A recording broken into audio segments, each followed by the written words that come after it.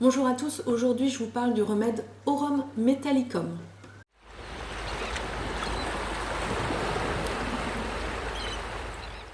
Aurum Metallicum est le remède fabriqué à partir du métal or. C'est un remède dont le mot-clé, la matière médicale, peut être résumé par ma valeur, ma propre valeur.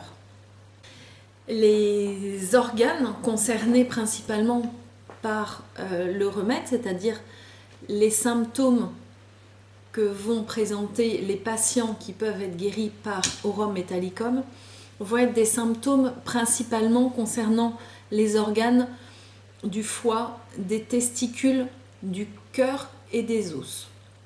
Bien sûr, il peut y en avoir d'autres, mais ce sont les tropismes principaux. Avec le remède Aurum Metallicum, on est sur des symptômes à la fois de congestion et de destruction. Je vais vous expliquer un petit peu plus loin ce dont il s'agit.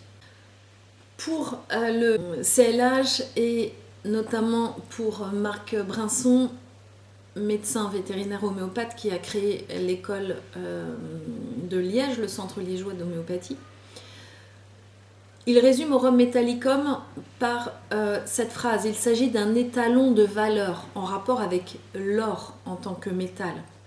Le mot valeur a énormément d'importance dans ce remède.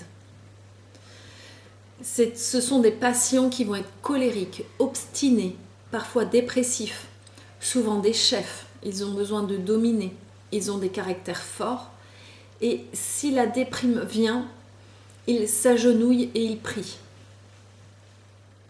La destruction est physique et mentale et progressive et elle concerne les glandes, les os et peut aller jusqu'au suicide.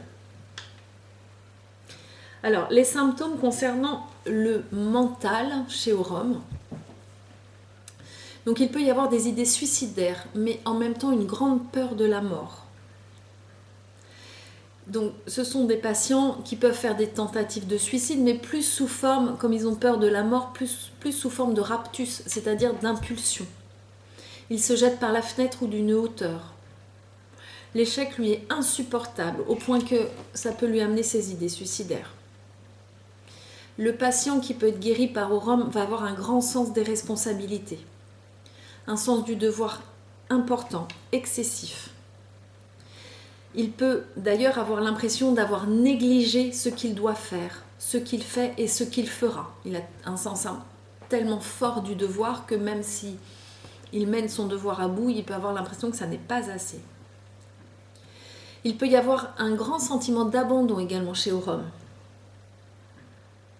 Ce sont des patients qui peuvent avoir la sensation d'avoir été abusés sexuellement, mais pas que sexuellement, abusés sous différentes formes.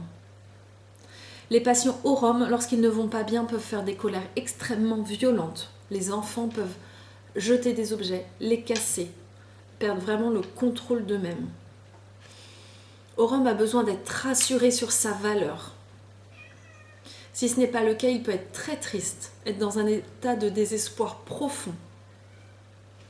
Il peut se sentir très seul. Il peut y avoir une religiosité chez Aurum, des gens qui pour qui la religion va être extrêmement importante et présente dans leur quotidien. Les patients Aurum peuvent avoir une réaction exagérée à la douleur. Ils ont parfois peur des hauteurs, donc des vertiges. Un petit symptôme un peu curieux, c'est qu'ils vont parfois aimer fortement la couleur rouge. Ils sont hypersensibles en général, hypersensibles aux odeurs, au bruit, au goût, au toucher, à la musique, au soleil. Tout va être agression. Sur le plan physique, maintenant, ce sont des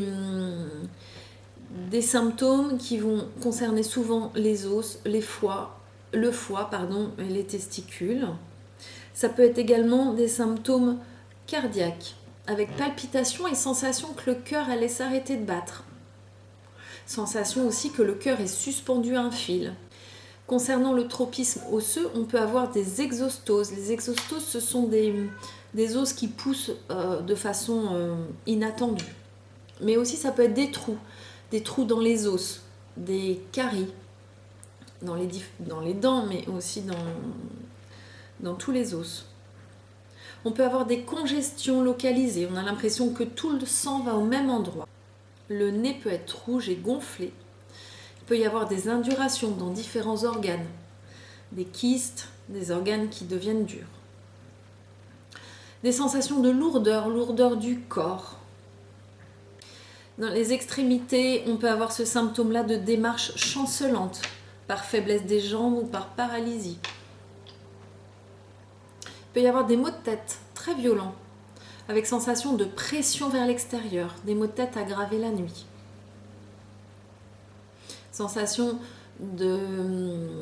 comme si le cerveau était pressé, comprimé par une bande.